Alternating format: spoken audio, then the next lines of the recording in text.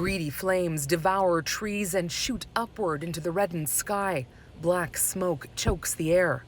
This was the fire that moved in on Monte Lake yesterday, taking with it homes. Home sweet home. Businesses, cars, all reduced to smoldering, sizzling ash. Despite the uncertainty and terror of the fast-moving fire, some defied evacuation orders. Sandra Pringle refused to leave her home in nearby Westwold last night. I didn't sleep last night. And if she crosses this barricade today, she won't be allowed back home. They should have shut that fire down when it was small enough to manage.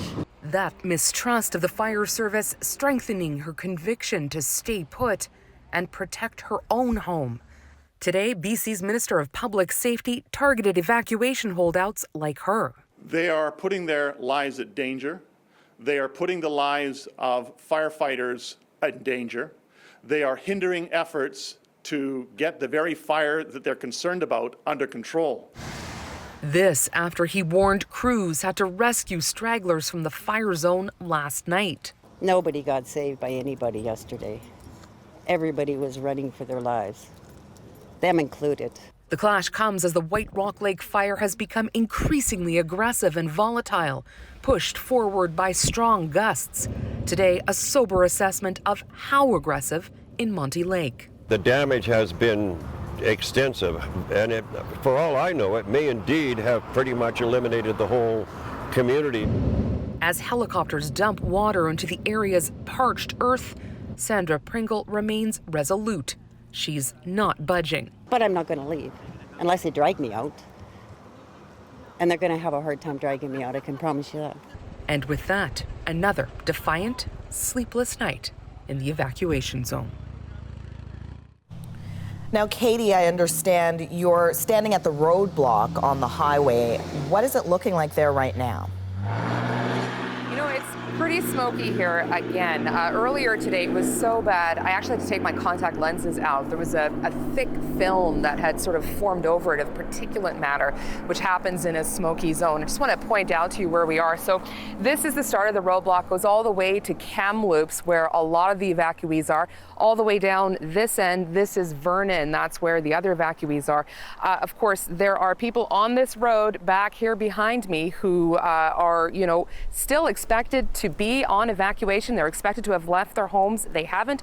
They are staying here another night, and we are hearing of more evacuation orders, 600 of them, in fact, gone out just south of us here in the region. All right, Katie Nicholson, thank you. Let's bring in meteorologist Johanna Wagstaff now. Johanna, it seemed like things got really bad really quickly for the White Rock Lake fire. What happened?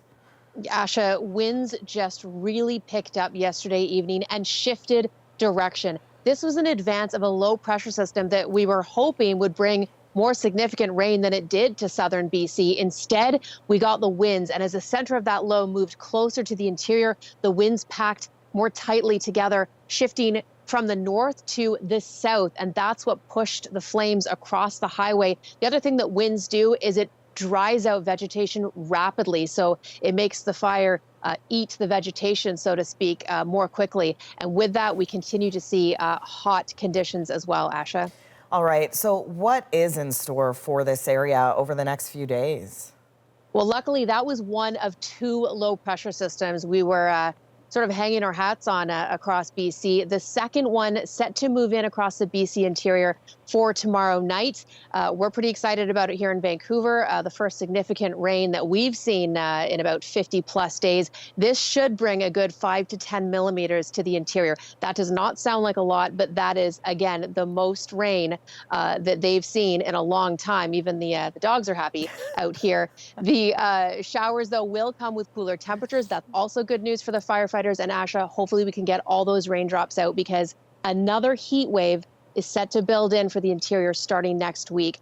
Wednesday, Thursday, Friday, BC interior could be looking at 40-degree temperatures once again. Glad to see the dogs having fun. Dog days of summer. Well, stay cool. We'll check in with you soon. Thank you. Sounds good.